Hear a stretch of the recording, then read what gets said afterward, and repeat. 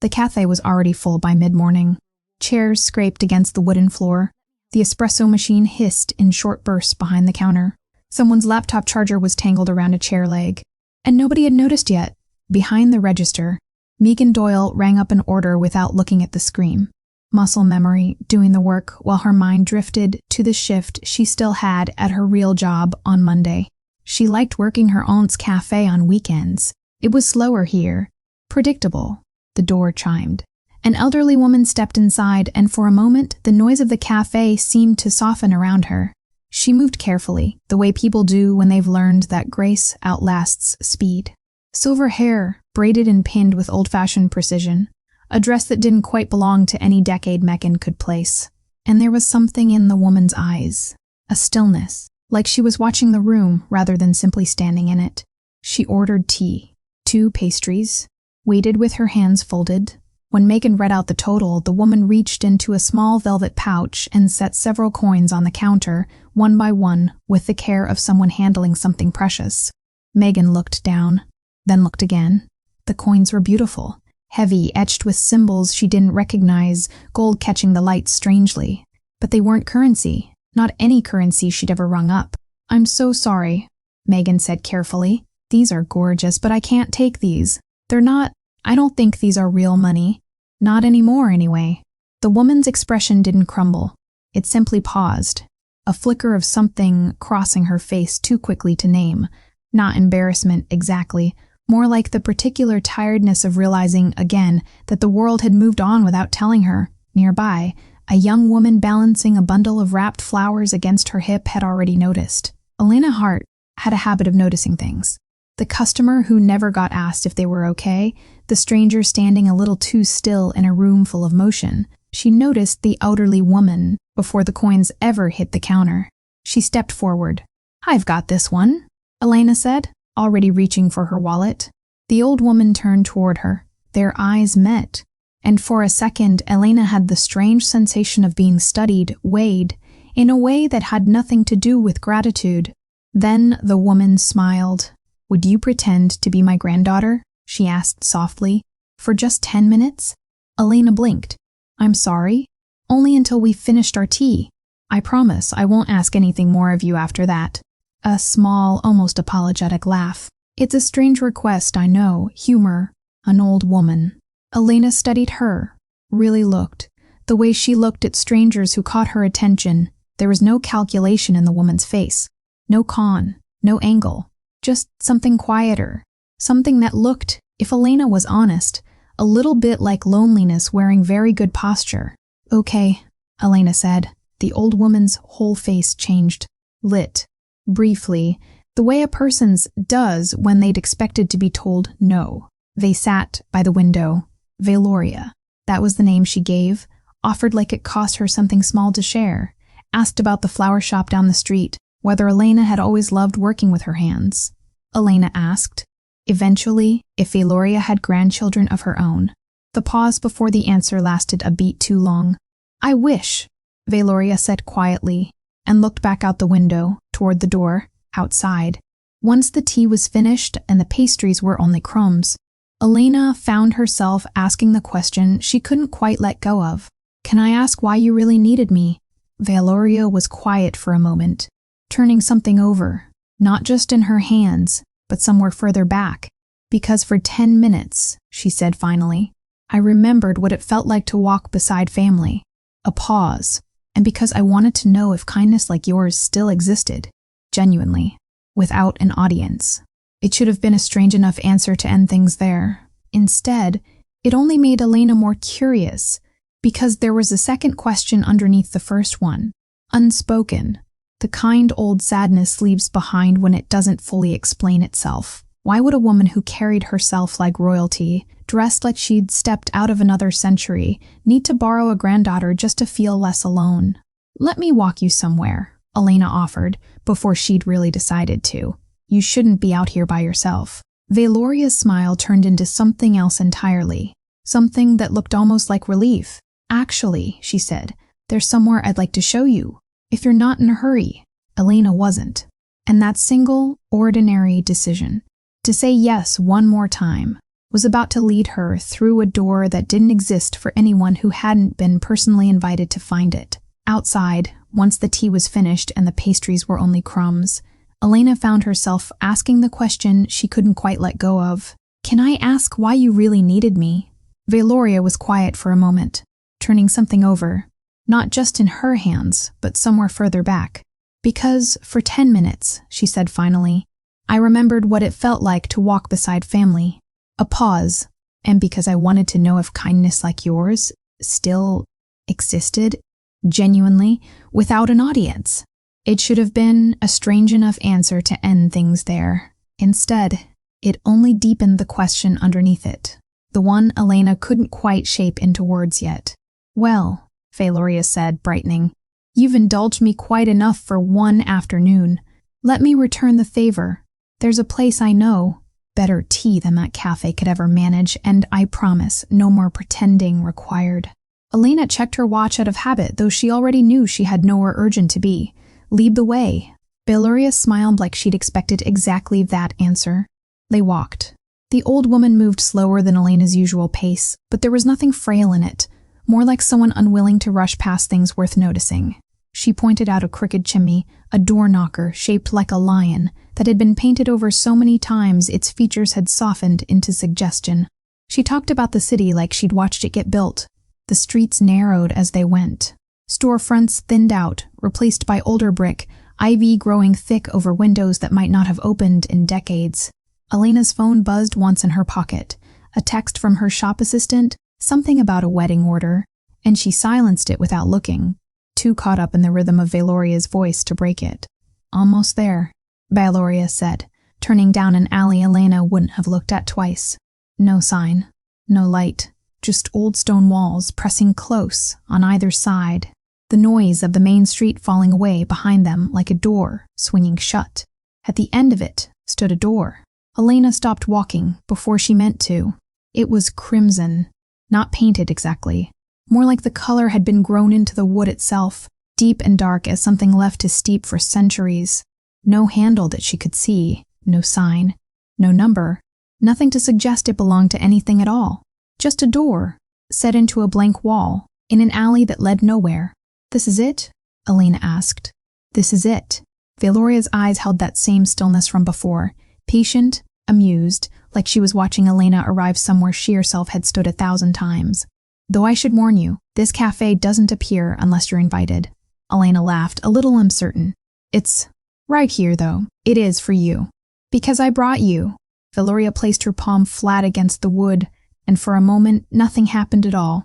Then, the door simply was open, in a way that didn't quite match the motion Elena had watched her make, like the opening had happened first, and the gesture had only caught up to explain it. Warm light spilled out into the alley. Elena stepped through, and the ordinary world closed itself behind her like a held breath, finally released. The room on the other side didn't belong to the alley outside it. Didn't belong, really, to any single place or time Elena could pin down. Chandeliers hung low and golden, dripping crystal that caught candlelight rather than any electric bulb she could find. Crimson roses filled tall vases on every table, so dark red they looked black in the corners of the room, and impossibly, defiantly fresh. Not a single wilted petal among them. Antique furniture, the kind she'd only ever seen behind velvet ropes in museums, sat worn soft with actual use. Somewhere near the back, a small ensemble played something slow and stringed, a melody that felt older than any song Elena recognized, drifting through the room like smoke. "It's beautiful," Elena breathed, already reaching for the explanation that made sense. "Is this a themed place? Like old world, vintage, something like that," Valoria said, and didn't elaborate. Elena let it go, too busy taking in the impossible beauty of it all.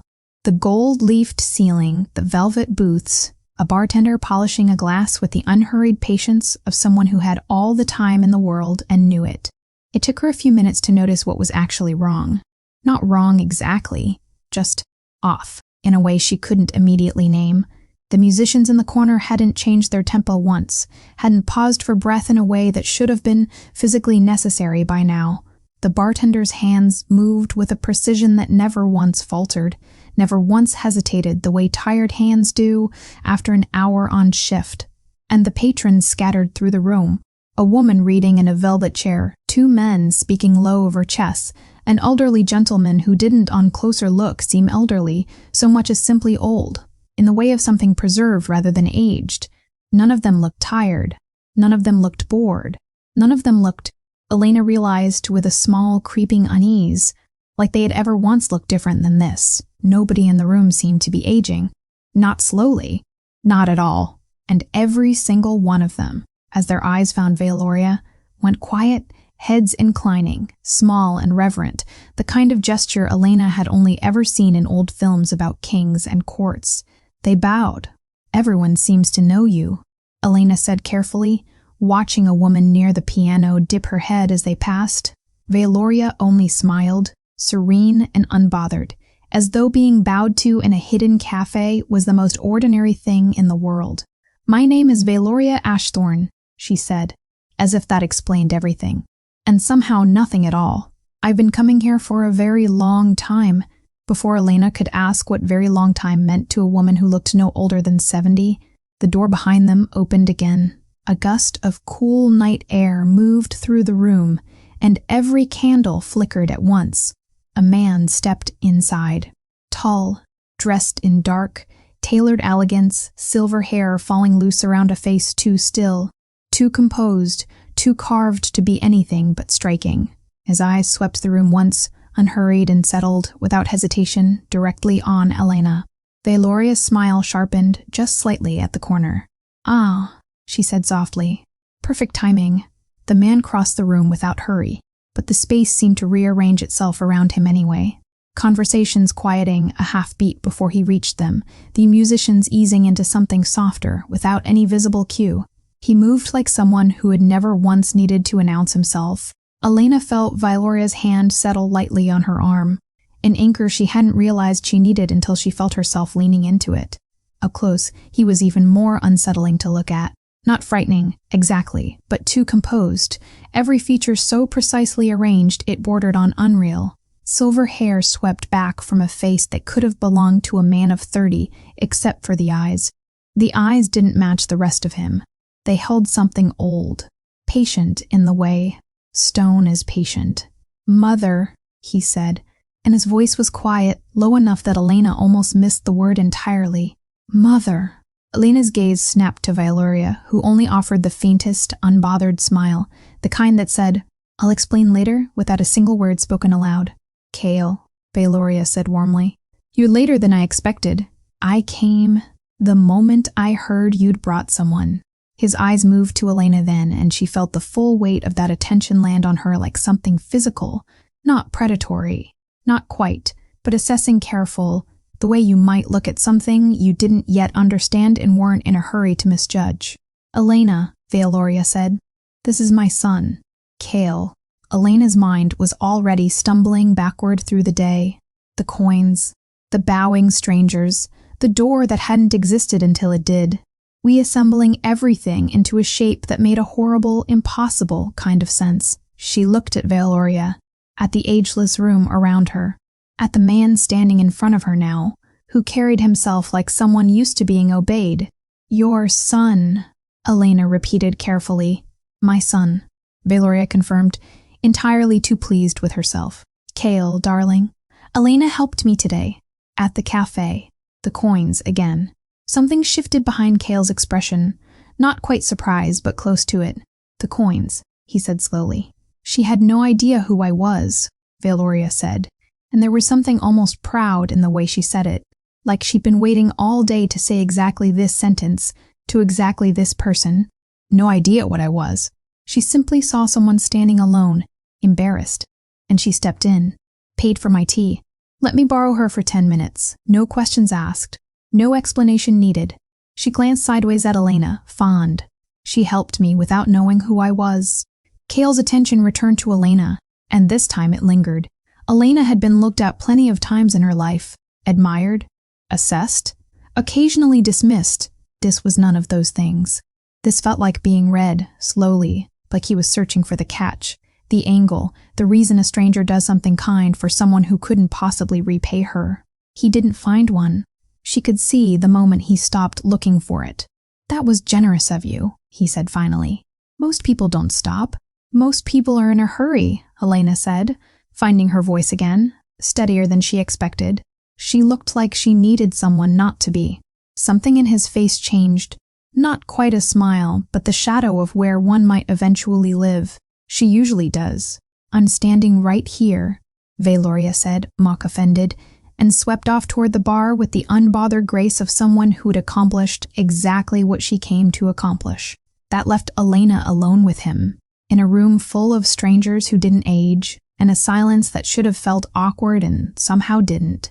You have questions, Cale said. It wasn't a question itself. A few. I imagine most of them can wait. He gestured, not toward the bar, but toward the door. It's late. I'll walk you home, if you'll allow it. The city's alleys aren't always kind to strangers who've wandered somewhere they weren't quite meant to find. Elena should have said no. Every instinct that had kept her safe in a city full of strangers told her to say no. Instead, she found herself nodding, curiosity outpacing caution the way it usually did. Outside, the night air was cold and ordinary in a way that felt almost like relief after the timeless warmth of the cafe. Cale walked beside her, unhurried, hands loosely clasped behind his back, matching his pace to hers without seeming to think about it. For a long stretch, neither of them spoke. Elena expected the silence to feel heavy. It didn't. It felt, oddly, like something companionable.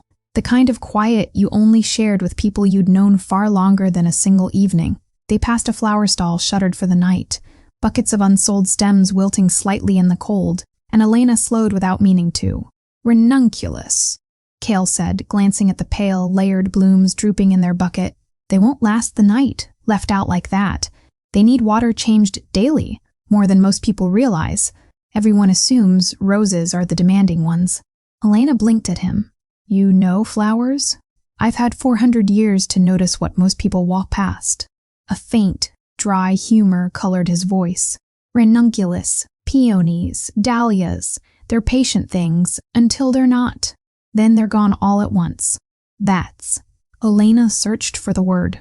Oddly specific.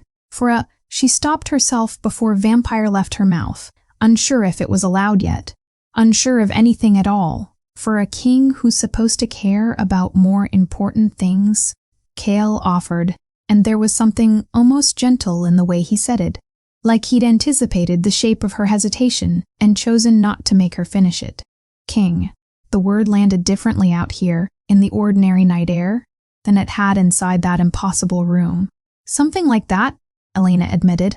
They reached her building a few minutes later, its porch light flickering in the familiar, unremarkable way it always did. Cal stopped at the bottom step, making no move to follow her further, as though some line existed there that he had no intention of crossing uninvited. Thank you, Elena said, for walking me. And for the flowers. That was a strange thing to know. I'm full of strange things, he said, and something in his tone suggested it wasn't entirely a joke. She watched him turn and disappear back into the dark, unhurried, certain of his path, in a way she envied. Climbing the stairs to her apartment, Elena kept turning the evening over in her mind. The coins, the door, the bowing strangers, a king who noticed dying flowers on a street corner. None of it should have felt safe. And yet, standing at her own front door, key in hand, she found herself wondering why, of everything strange that had happened tonight, the thing she couldn't stop thinking about was how safe she'd felt walking beside him. The first invitation arrived 3 days later, slipped under Elena's apartment door in an envelope, too heavy to be ordinary paper. My dear Elena, I find myself in desperate need of company at the old city library this Thursday. My eyes aren't what they once were, and the archivist insists the historical texts are far too fragile for a woman my age to carry alone. Would you indulge me? V.A. Elena laughed out loud, alone in her kitchen, because the request was absurd on its face. Valoria Ashthorne, who Elena now understood to be considerably older and considerably less fragile than she let on, needing help carrying books. But she went anyway. Of course she went. The library turned out to be a private one tucked behind an unmarked door, not unlike the crimson one from before, shelves rising 3 stories into shadow ladders on brass rails, the particular hush of a room that took its silence seriously. Valoria didn't need help with a single book. She spent the entire afternoon instead asking Elena about her childhood, her parents, why she'd chosen flowers over anything else, listening with the rapt attention of someone conducting a very thorough, very gentle interview. Elena didn't notice the pattern yet. Not really. The second invitation came the following week. A charity gala benefiting a children's shelter, black tie, the kind of event Elena owned nothing appropriate to wear to until a dress simply arrived at her apartment, tailored apparently for measurements Valoria had somehow acquired without ever once taking them. I can't accept this, Elena said, holding the garment bag at arm's length like it might bite her. Nonsense, Valoria said over the phone.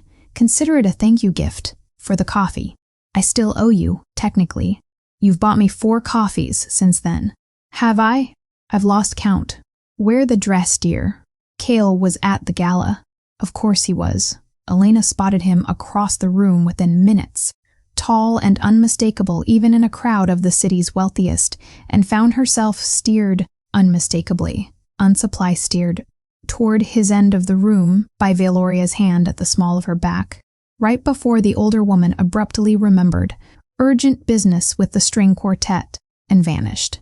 She does this, Cale said, appearing at Elena's shoulder with a glass of something dark red that Elena decided not to ask about.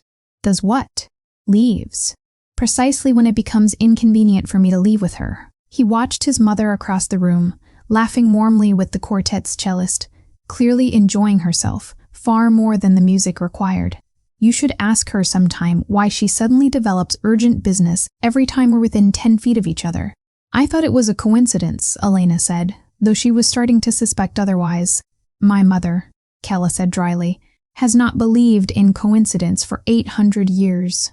The third invitation was a tea ceremony, traditional, elaborate, hosted in a private garden Elena hadn't known existed, behind an unassuming townhouse, 2 streets from her flower shop. Valoria insisted the seating arrangement had already been finalized by the hostess and couldn't possibly be changed, which happened to place Elena directly across from Cale, knees nearly touching under a table built for intimacy rather than distance. The seating, Elena said slowly, was really already decided? Apparently so, Cale said, not even bothering to sound convinced. The fourth was a walk through the moon gardens behind the Ashthorne estate. Valoria's estate, Elena realized, belatedly, close enough to Cale's own that the 2 properties shared a single, winding path of night-blooming flowers that only opened after dark. Valoria led them both in praise the moonflowers extensively, then discovered, with theatrical suddenness, that she'd left something important inside and really must go retrieve it. Leaving Elena and Cale alone among white blossoms unfurling in real time under the moonlight. She left the shawl on purpose, Elena said, watching Valoria's retreating figure disappear with suspicious speed for a woman who claimed bad knees. She's worn that shawl exactly twice in 400 years, Cale said, both times coincidentally in the last 2 weeks. By the 5th invitation, a private performance at what Valoria described as a small exclusive museum of vampire history, which turned out to be an entire wing dedicated to centuries of preserved artifacts Elena had no idea vampires even kept. Cale finally addressed it directly, standing beside her in front of a case of ancient royal seals while his mother conveniently lingered 2 galleries away. I should apologize, he said, for my mother. Is she always like this? She has decided, apparently, that you are good for me. He said it lightly, but something underneath the words wasn't light at all. She's not subtle about her methods once she's decided something. And is she wrong? Elena asked, surprising herself with the question. Cale didn't answer immediately. He studied the case in front of them instead. An old seal, crimson wax pressed with a crest Elena didn't recognize, and when he finally spoke, his voice had dropped into something quieter, more careful. My mother believes kindness is rare enough to chase down when she finds it, he said. She's not entirely wrong to chase it. Elena felt something warm settle in her chest, unfamiliar and a little frightening in how easily it arrived. Can I ask you something? She said. All of this, the library, the gala, tonight, vampire history, kept this carefully, this privately. Why does it matter so much to you? To her? Cale was quiet for a long moment, weighing something. Because most of what humans believe about us is wrong, he said finally. You think we hide because we're dangerous? Some of that's true, but we've also spent centuries doing something no one gives us credit for. He turned to face her fully now, something solemn settling into his expression. We've prevented wars your history books never recorded, stopped plagues before they spread beyond a single village, kept your world safer than you'll ever know, and asked for nothing in return except to be left alone in the dark. Elena stared at him, the weight of it settling slowly. You protect us, humans, in secret. For 400 years, Kale said quietly. Long before I ever met a florist who paid for a stranger's tea without asking why. I at. En autok. Untrelieve nature of lo. The days that followed blurred into something Elena wouldn't have believed a month ago.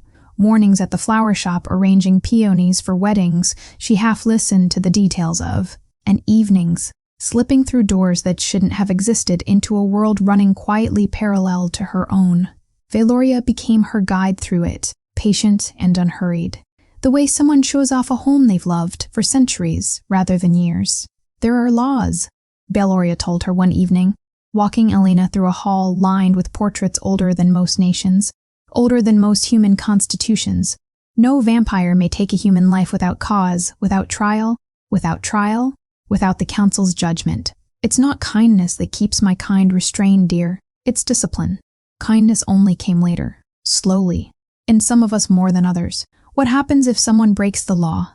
They answer for it, same as anywhere. Valoria's tone stayed light, but something colder moved underneath it. We are not so different from you in that regard. We simply had longer to learn it. She showed Elena a treaty room next. Parchment under glass seals pressed in wax, older than the building around them, agreements between vampire courts and long-dead human kingdoms that Elena had only ever read about in fractured, half-mythologized versions in history books. Your ancestors, Valoria said, made peace with mine before either side fully trusted the other. Treaties like this one, she tapped the glass gently, kept your villages safe from the ones among us who saw humans as nothing more than cattle. Kept mine from being hunted to extinction by men with torches and very good reasons to be afraid. I had no idea any of this existed. That was rather the point.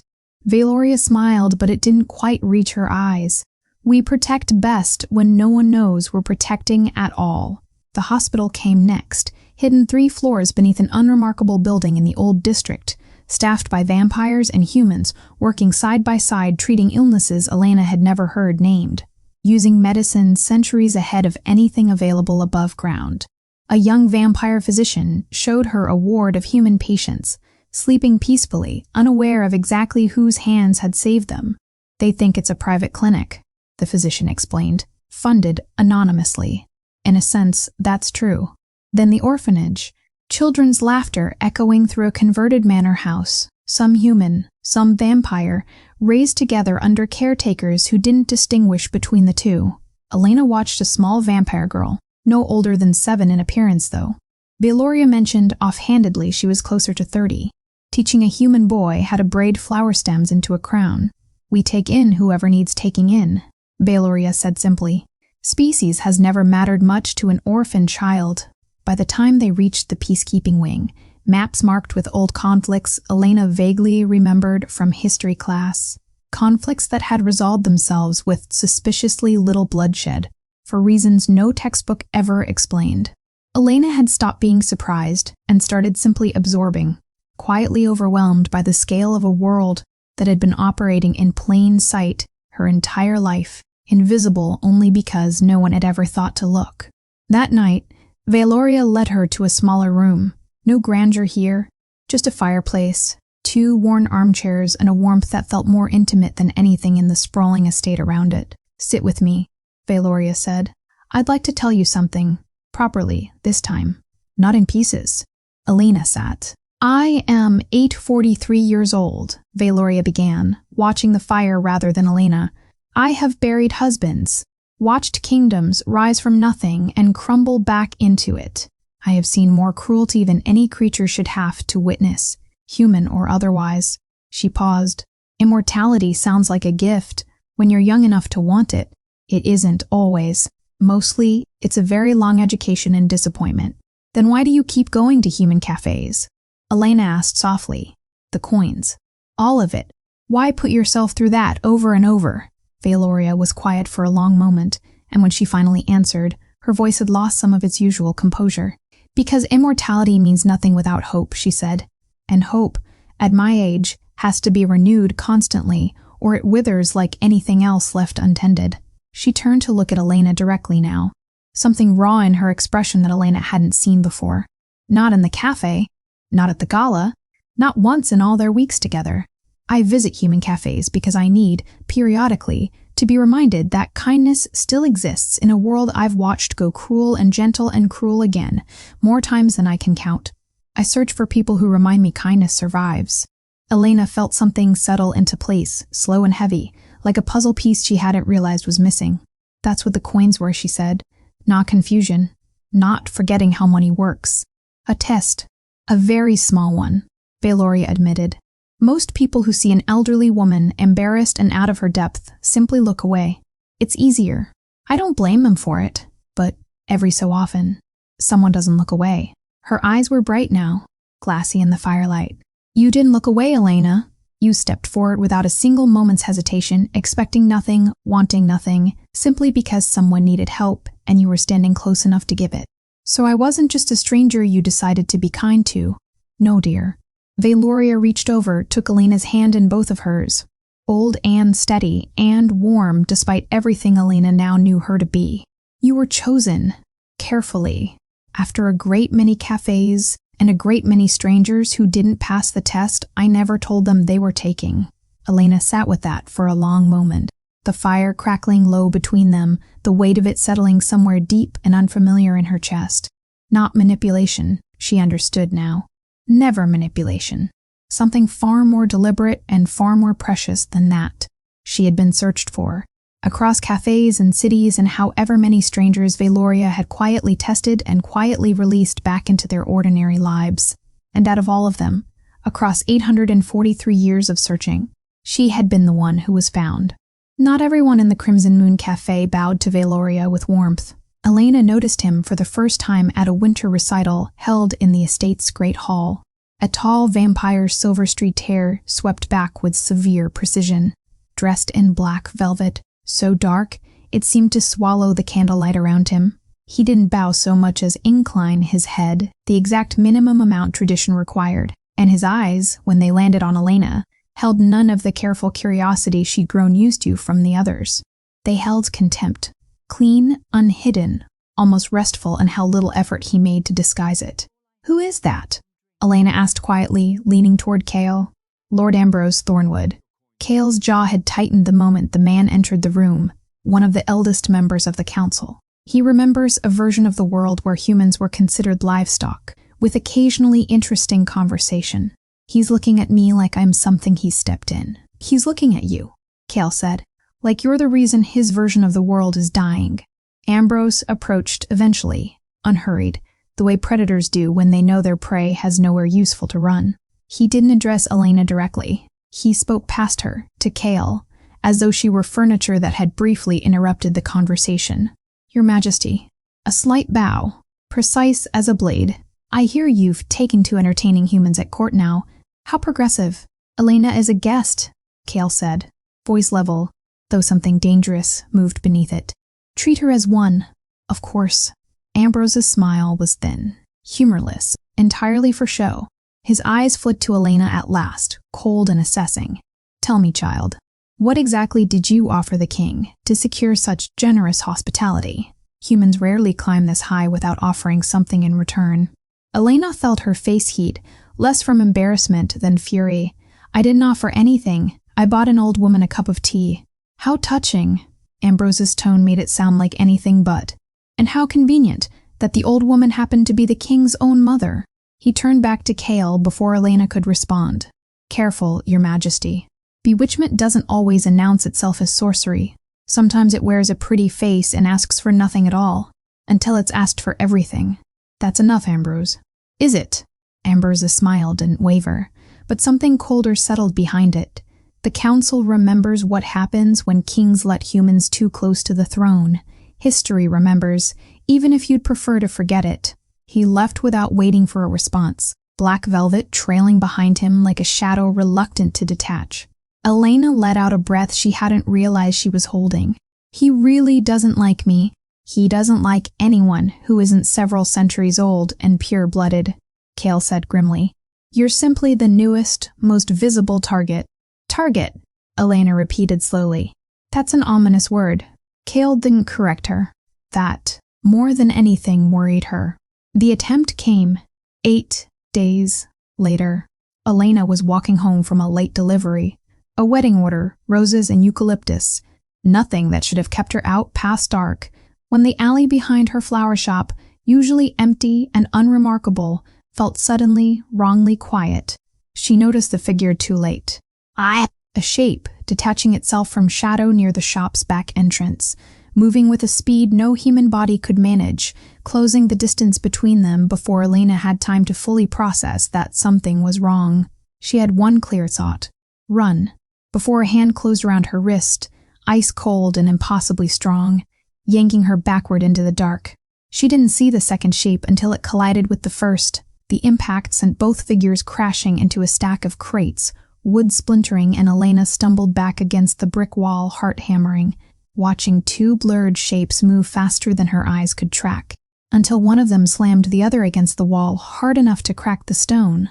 Cale. His eyes had gone dark, something ancient and furious surfacing beneath his usual composure, fangs bared in a way Elena had never once seen from him. The attacker, face hidden beneath a hood. But his hands, Elena noticed distantly, wore rings marked with a crest she recognized from the treaty room. Struggled once, violently, then went still under Cale's grip. Who sent you? Cale said, voice low and lethal in a way that made the alley feel colder. The attacker said nothing. A heartbeat later, his body simply stopped, convulsed once, and dissolved into ash before either of them could stop it. Some fail-safe embedded deep enough that even torture couldn't have loosened the truth first. Cale turned to Elena immediately, all fury replaced by something closer to fear. His hands found her shoulders, checking her over with an urgency that made her chest ache. Are you hurt? Elena, look at me. Are you hurt? I'm fine, she managed, though her voice shook more than she wanted it to. I'm okay. You got there in time. I nearly didn't. His hands hadn't left her shoulders. Up close, she could see how badly he was still shaking, a tremor he was fighting hard to suppress. If I'd been even a minute later, you weren't, Elena said softly, and without quite deciding to, she reached up and covered one of his hands with her own. Something in his expression cracked open. Then relief, fear, something far warmer than either, all colliding at once, undeniable in a way neither of them could pretend not to notice anymore. I should have told you sooner, Cale said quietly. How dangerous this world can be. How much danger simply being close to me puts you in. I already knew, Elena said. I chose to stay close anyway. Neither of them moved for a long moment, the alley silent around them, ash from the failed assassin drifting slowly in the cold night air. Across the city, in a chamber lit by a single flickering candle, Ambrose Thornwood received the news of the failed attempt with remarkable calm. A shame, he murmured to the two council members seated across from him, both of them as old, as patient, as quietly furious as he was. Though hardly unexpected, the king grows careless, distracted by his little human infatuation. The council won't sanction a coup, Ambrose, not without proof of treason. Then we'll provide proof.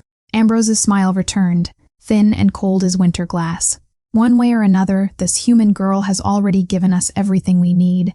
We simply have to make certain the council sees it before the king does something truly foolish. He raised his glass, dark liquid catching candlelight. To progress, he said softly, and to reminding this kingdom exactly where its throne belongs. Cale wanted her gone. He said as much the morning after the attack, pacing the length of his study while Elena sat calmly in the chair across from his desk, arms crossed, unmoved. You could stay somewhere safer, he said. Outside the city even. I have properties Ambrose doesn't know about. I'm not running, Elena said.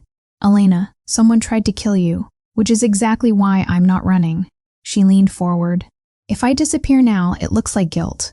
Like I really was manipulating you, and I got scared when things went wrong. If I stay and fight this properly, it looks like the truth. Because it is the truth. Kale stopped pacing. Fight this how? You're human, Elena. You have no standing before the council. No allies among them. Ambrose has spent centuries building his influence. Then I'll find something he can't argue with. Elena stood, steadier than she felt. Evidence. Facts. Something even 800-year-old prejudice can't talk its way around. She started that same afternoon in the one place she actually had an advantage. The human world still invisible to men like Ambrose, who'd spent so many centuries looking down at humanity that he'd forgotten how much humans quietly noticed. She began with the ash. The attacker's rings had borne a crest. She'd seen it clearly in the alley, dark metal catching moonlight before the man dissolved. Valoria, when shown Elena's hurried sketch, went very still. That's an old sigil, she said quietly. Thornwood's personal guard. Retired, officially, decades ago. Ambrose shouldn't have access to soldiers wearing it anymore, unless he never actually retired them. It took 2 weeks of careful, unglamorous work, the kind no vampire with centuries to spare had apparently ever bothered doing. Elena spoke to human shopkeepers near Ambrose's estate who'd noticed strange deliveries at odd hours. She tracked payment records through a human accountant Ambrose had unwisely employed, sinking a mortal bookkeeper beneath his notice. She found the paper trail, human currency, quietly converted, funding a private guard technically dissolved by treaty 40 years prior. None of it was magic. All of it was simply attention, patience, and the very human skill of noticing what powerful people assumed no one was watching closely enough to see. By the time the council convened, summoned formally, torches lit along ancient stone corridors Elena hadn't known existed beneath the city. She had a folder of evidence thick enough to make even Kale's advisors pause. The council chamber was carved from black stone, circular, ancient enough that the air itself felt heavier inside it. 9 council elders sat in a raised half-ring, Ambrose Thornwood among them, composed and unbothered, clearly expecting this hearing to be a formality in his favor. Kale sat at the room's head, expression carefully neutral, though Elena caught the tension in his jaw the moment she was led inside. A human, Ambrose announced to the chamber, before anyone else could speak, standing before the royal council. How historic. His voice carried, practiced, performative. Tell me, council, when did we begin permitting cattle to testify? A ripple of quiet laughter moved through a few of the older members. Elena felt her pulse spike, felt every old instinct urging her to shrink under that contempt. She didn't. With respect, Elena said, voice steady despite everything in her that wanted to shake. I'm not here to testify about myself. I'm here to testify about him. The laughter stopped. Ambrose's smile thinned. Careful, girl. Girl. Slander against a council elder carries consequences even your king cannot shield you from. It's not slander if it's true. Elena opened her folder, hands remarkably steady now that the moment had actually arrived. 8 weeks ago, someone attempted to kill me in an alley near my home. The attacker wore a ring bearing the Thornwood Guard's crest, a unit officially dissolved by treaty 40 years ago. She placed a copy of the sigil sketch on the table before the council. I found evidence that same unit has continued receiving payment, quietly, routed through human currency, through a human accountant employed directly by Lord Ambrose Thornwood.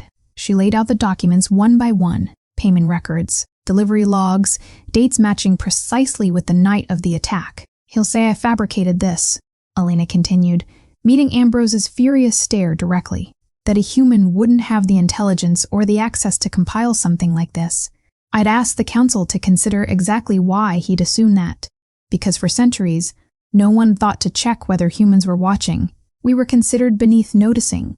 That assumption is precisely why he didn't cover his tracks more carefully. Lies, Ambrose snapped, standing now, composure finally cracking. Fabrications assembled by a desperate girl protecting her position at court. Then explain the payments, Elena said calmly. Explain why a dissolved guard unit received funding from your estate 3 days before the attack. Explain why the attacker's rings matched a crest that officially hasn't existed in 40 years. She let the silence stretch, unhurried. Exactly the way Valoria had taught her patience could be its own kind of weapon. I'm not asking the council to trust me. I'm asking them to trust the documents. Numbers don't lie, Lord Ambrose.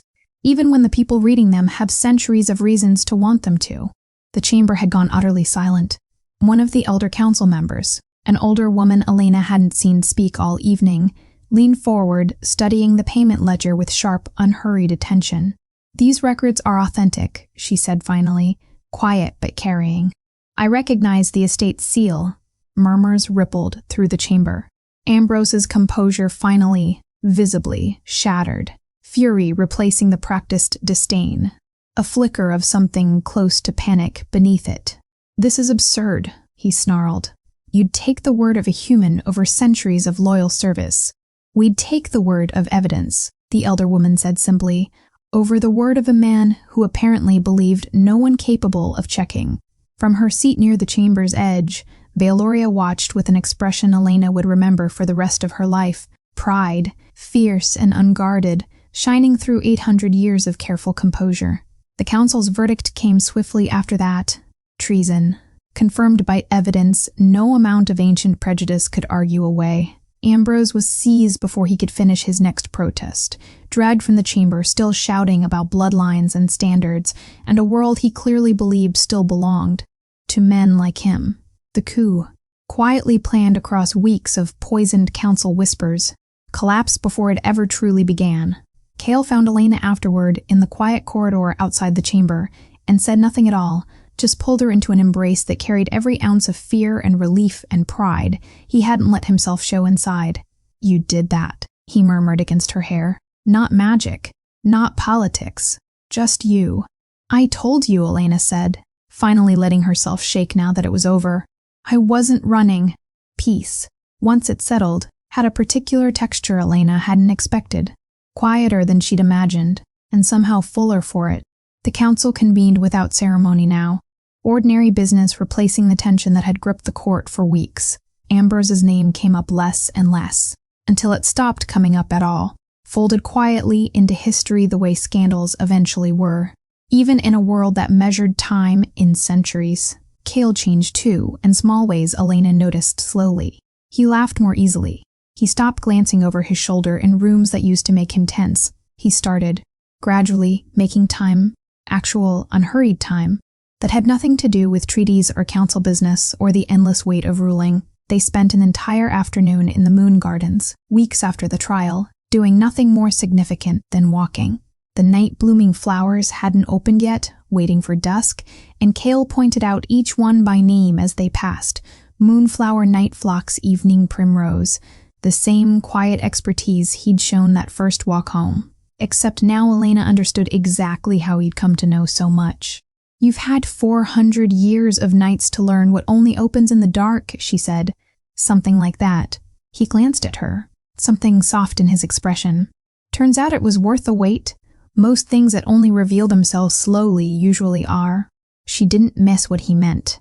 They spent another day at the flower fields outside the city, human land, ordinary and sun-drenched, where Elena's supplier grew acres of blooms from markets across the region. Cale walked the rows with her, sleeves rolled up despite the daylight he usually avoided when he didn't have to endure it.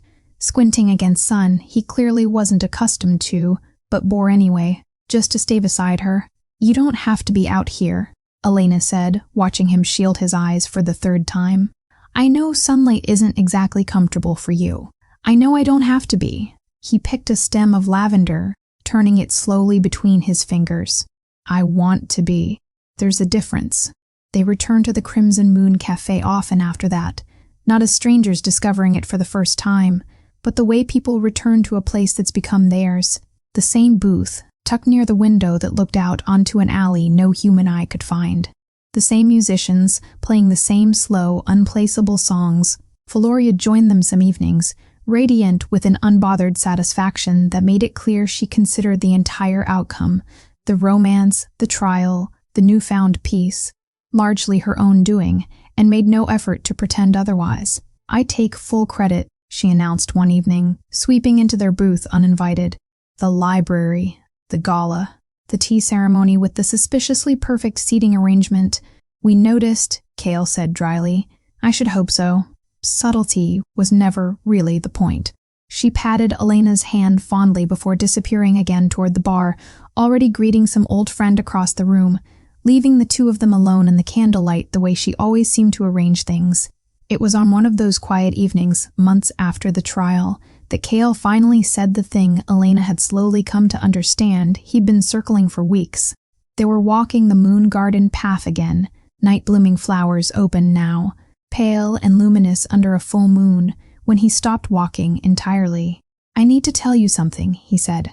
"Something I haven't said to anyone in a very long time." Elena turned to face him, something in his tone settling low and serious in her chest. "For centuries," Cal began, "I believed humans and vampires could never truly understand each other. Not really. Not beneath the treaties, the careful diplomacy, the polite distance we maintained to keep the peace. I thought the gap between us was too old, too wide, built from too many centuries of fear on both sides to ever close." He paused, moonlight catching the silver of his hair, the crimson depth of his eyes. "I stopped expecting to be proven wrong a long time ago." "And then?" Elena asked softly, though she already knew. "And then you appeared." His voice had gone quiet, unguarded in a way she'd rarely heard from him, paying for a stranger's tea, expecting nothing, standing before the council with more courage than men 3 times your age, learning the names of flowers that only open in darkness, just to understand a world you had no reason to want to understand. He reached for her hand, holding it carefully, like something he was afraid might not be real. "You didn't close the gap between our worlds because you had to, Elena. You closed it because kindness, to you, never needed a reason." Elena felt her breath catch. The garden around them impossibly still, the moon blooms glowing soft and silver in the dark. "You pretended to become my mother's granddaughter for 10 minutes, Cale said, and Elena felt the echo of that first afternoon settle warmly between them, the same request that had started everything, transformed now into something else entirely. He smiled. The real one, rare and unguarded, the one she'd learned to treasure precisely because he offered it so carefully. "Would you become my family forever?" He lowered himself slowly, and in his palm, a ring caught the moonlight, old, elegant, a single dark stone set in silver that seemed to hold light rather than simply reflect it. Elena's eyes blurred. The weight of everything, the cafe, the coins, the door, the trial, 400 years of quiet loneliness finally finding an answer, rising all at once in her chest. "Yes," she said, before he'd even finished asking, because some answers didn't need 10 minutes of consideration. Some answers had been forming quietly since the very first afternoon, long before either of them had understood what they were building toward. "Yes, forever." "Yes."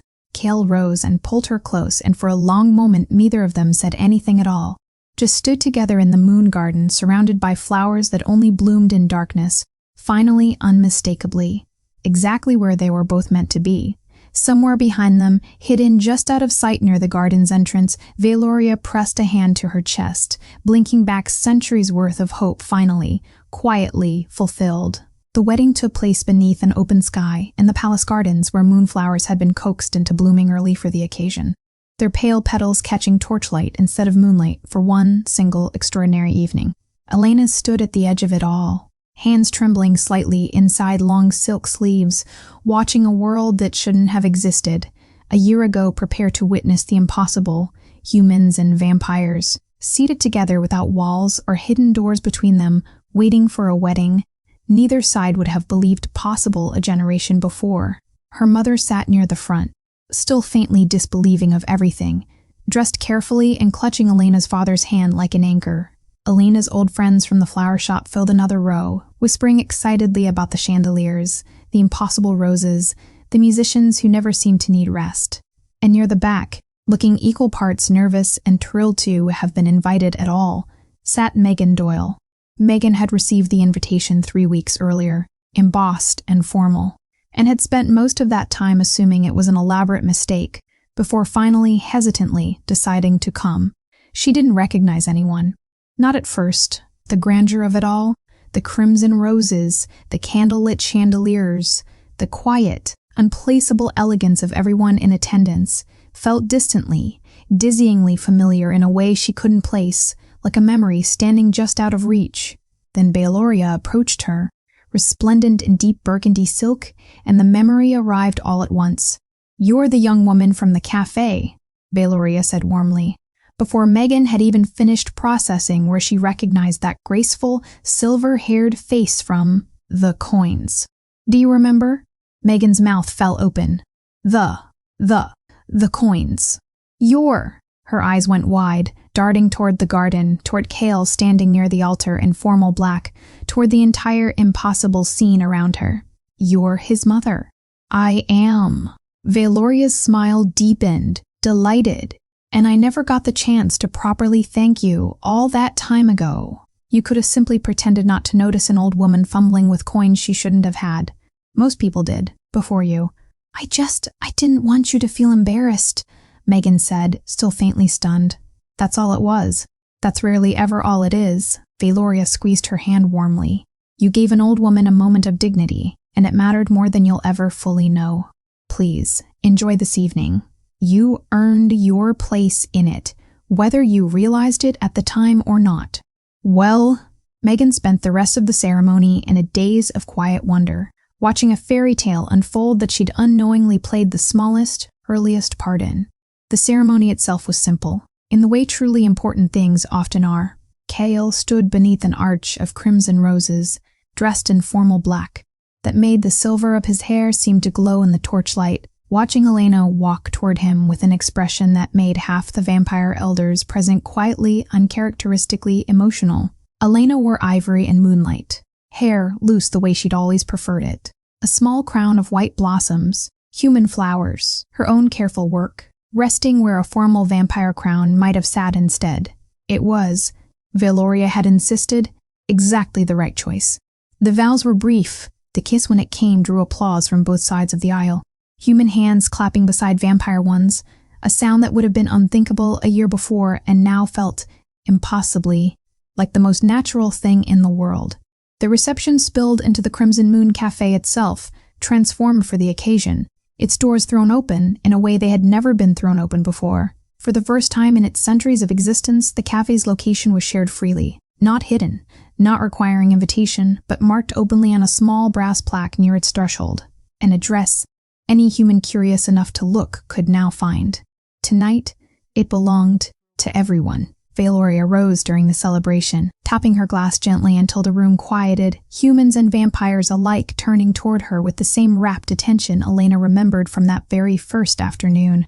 I have lived 843 years, Valoria began, her voice carrying easily through the hushed room. In that time, I buried husbands, watched kingdoms I loved crumble into memory, learned more about loss than any creature, mortal or otherwise, should ever have to learn. She paused, eyes bright, finding Elena across the room. Many believed family was only born through blood. I believed that too, once, for longer than I care to admit. She lifted her glass slightly. I have learned otherwise. The young woman who pretended to be my granddaughter for 10 minutes in a crowded cafe over a handful of coins no one recognized anymore. Her voice caught just slightly, joy and centuries of quiet hope finally openly overflowing. She became my true daughter forever. The room erupted into applause, warm and unrestrained, and Elena crossed to embrace her, feeling 843 years of careful hope, finally, fully rewarded in the tightness of that hug. Kale found them both a moment later, resting a hand on each of their shoulders, and for a long moment, the three of them simply stood together surrounded by a room full of humans and vampires celebrating side by side, exactly as Valoria had spent centuries dreaming might someday be possible. Months passed. Elena and Kale settled into ruling together. She brought a fierce, practical compassion to matters he'd once handled with cold formality, and he brought centuries of patience to problems she was still learning to navigate. Together, they expanded the treaties Valoria had shown her that first week, opened more doors between the two worlds, built a peace steadier than the one they'd inherited. The Crimson Moon Cafe remained open, humans and vampires filling its booths most evenings now, the music never quite stopping, the roses never quite wilting. It was on an ordinary evening, months into their new life together, that Elena noticed her. An elderly woman stood just inside the cafe's entrance, hesitating, looking lost, in a way that tugged instantly at something familiar in Elena's chest, the exact particular loneliness of someone unsure whether they belonged in a room this beautiful, this warm, this clearly full of people who all seemed to know each other. Elena set down her tea without a second thought. She crossed the room, the way she had once been crossed toward, all that time ago, and stopped before the old woman with the same warm, unhurried smile Valoria had once offered her. "Hello," Elena said gently. "You look like you could use some company." The old woman blinked, startled, then smiled. Small and grateful, and a little disbelieving, the way people smile when kindness arrives exactly when they'd stopped expecting it. "May I sit with you?" Elena asked. Across the room, Cale watched his wife extend the same quiet grace that had first brought her into his life, and felt not for the first time a profound and grateful certainty that some kindnesses were never meant to end with the person who first received them. They simply continued, passed forward, one small moment at a time from one open hand to the next. Proof, exactly as Valoria had always believed, that kindness, once found, had a way of finding its way home again.